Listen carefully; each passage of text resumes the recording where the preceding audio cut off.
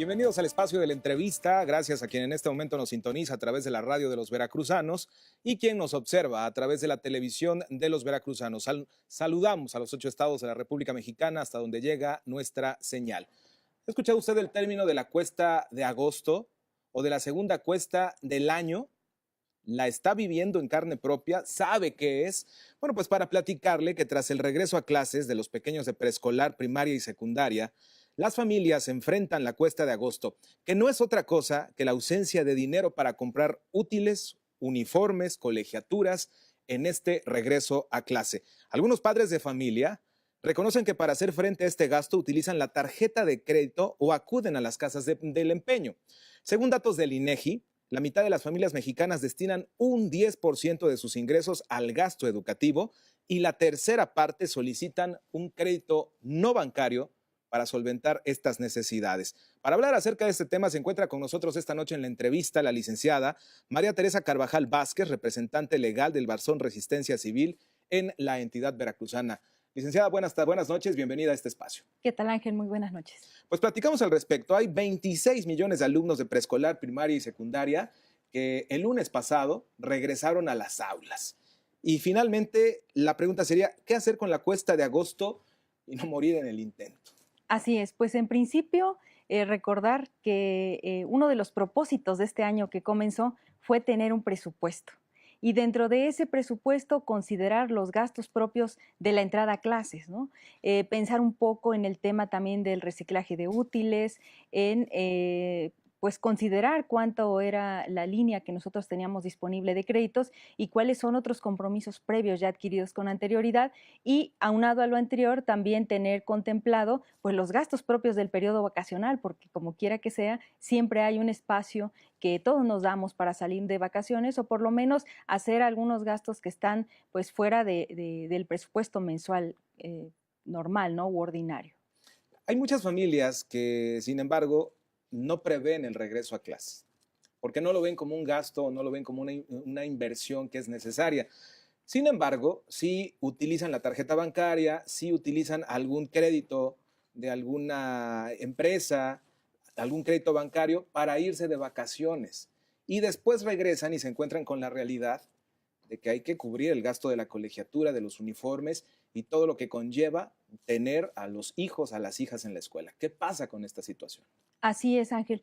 Pues ojalá fuera en principio favorecido con optar por esta forma de crédito, tanto un préstamo de nómina como un crédito personal o incluso la tarjeta de crédito como medios o servicios financieros que pertenecen a la banca formal y que de algún modo se encuentran regulados. En ese sentido, pues la responsabilidad se encuentra un poco más de parte del ciudadano o del usuario de servicios financieros en comparar el tipo de crédito que va a utilizar, no endeudarse más allá del 30% de nuestra capacidad de pago de crédito, teniendo en cuenta pues otros créditos que ya hayan sido contratados con anterioridad y cuyos adeudos, bueno, se tienen que estar pagando. Sin embargo, en caso de alguna problema con este tipo de créditos, pues existen instancias que pueden hacer la regulación. ¿Cuál es peor, la cuesta de enero o la cuesta de agosto, María Teresa?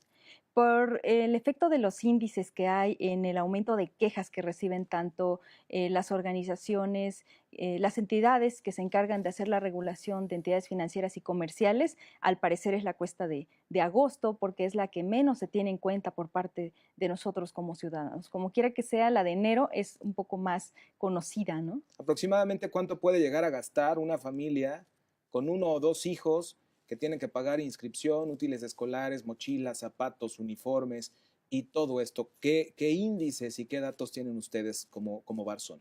Mira, según la encuesta nacional de inclusión financiera al año 2015, fueron 70,000 millones de pesos la derrama económica que durante el año 2015 pues, se gastó en todas las personas que afrontaron la entrada a clases. Y según una plataforma móvil que habla sobre tener conocimiento del costo que implica un alumno de educación básica, son 5,000 pesos aproximadamente. Por infante. Por hijo, por así hijo. es, Ahora, en nivel básico. dado que 40 millones de mexicanos no tienen acceso al banco, porque enfrentan problemas que van desde el buró, endeudamiento con tarjetas de crédito, tarjetas departamentales, y todos estos temas que ya hemos ido abordando las anteriores ocasiones que hemos invitado a representantes del Barzón, ¿es buena idea, María Teresa, utilizar la tarjeta de crédito o acudir a las casas de empeño para solucionar estos gastos? Bueno, en la tarjeta de crédito te puedo comentar que hay ciertas recomendaciones. Finalmente, lo recomendable es no creer que el crédito es una extensión de nuestro salario o caer ¿O en un el dinero extra? o un dinero extra o no tener en cuenta que se tiene que pagar, porque esto, aunque pareciera algo lógico, lo cierto es que ante tantas campañas de meses sin intereses,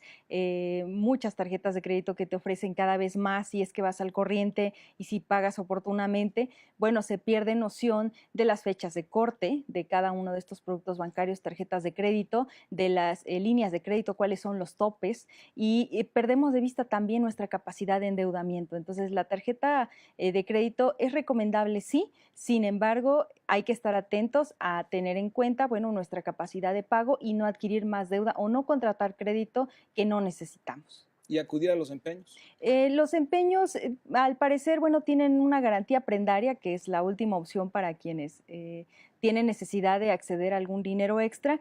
Y bueno, sí, también tienen una gama propia de su número de quejas, en fin. Sin embargo, considero yo que deben de ser también las últimas opciones a considerar. Lo mejor es tener un presupuesto y tener programada estas fechas. El regreso a clases es una de las épocas donde el préstamo prendario alcanza un pico máximo y esto se ve reflejado en empresas serias como el Nacional Monte de Piedad, pero hay otras empresas que también se ven sumamente beneficiadas, pero que ahogan, ¿no?, a todas estas personas que buscan un dinero extra o que buscan solución rápida a sus problemas financieros. ¿A qué fraudes financieros se exponen los padres de familia cuando acuden a estas empresas? Bien, yo en esta ocasión traigo el énfasis especial sobre una modalidad de empresas que son de carácter comercial y que son intermediarias entre entidades financieras y usuarios, que son las denominadas gestoras de crédito.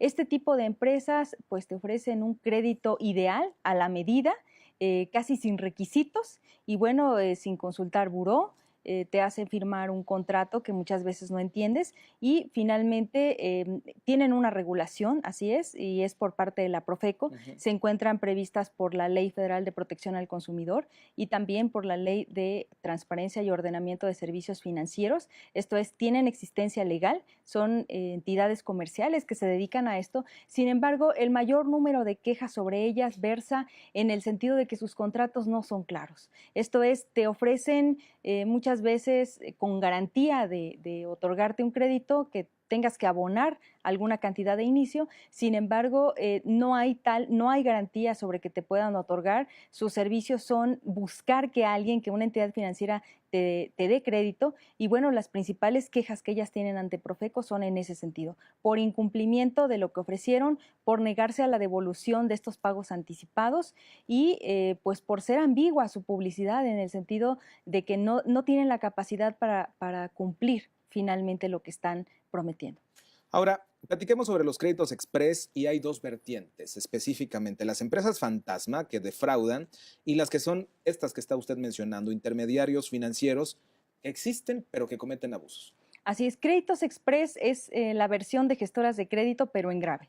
Porque Créditos En grave. Express, en grave, claro, porque ellos a su vez simulan ser gestoras de crédito. Entonces se ocupan anuncios como volanteo, como algunas inserciones en medios impresos, por ejemplo, casetas telefónicas. Tienen una campaña un tanto más masiva, su publicidad es muy agresiva, porque lo que buscamos en estas fechas en las que se requiere dinero rápido, pues es quien tarde menos en darlo, ¿no? Quien nos pida menos requisitos para poder acceder a él y a quienes finalmente terminamos creyendo que en efecto nos van a otorgar esas cantidades que ahí dicen, ¿no? A esto se refieren los créditos express, manejan mucho la manipulación social, psicológica de quien se encuentra en una necesidad apremiante de tener un poco extra de dinero para poder solventar estos compromisos, pero lo que pasa con ellas es todavía peor porque estas empresas no tienen existencia legal, ni se encuentran reguladas por ninguna entidad como en este caso la Profeco o la Comisión Nacional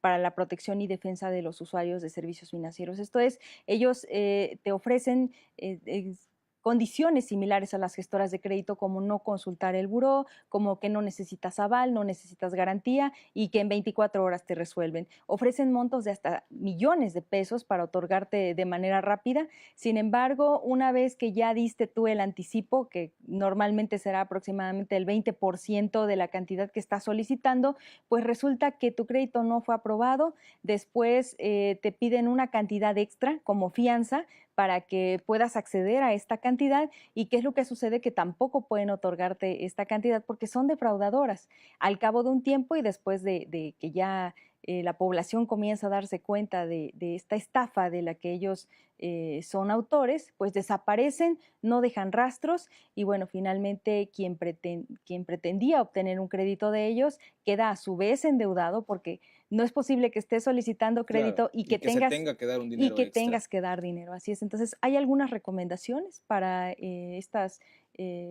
atentos a este tipo de publicidad, porque siempre nos dicen, bueno, hay que estar atentos, pero ¿en dónde podemos nosotros verificar la existencia y legalidad? Bueno, hay dos opciones. Una de ellas es el sistema de prestadores de servicios y financieros y la otra es el Buró Comercial de la Profeco. Ahí podemos conocer con exactitud si una empresa existe, está regulada y quién puede protegernos en caso de ser víctimas de alguna estafa.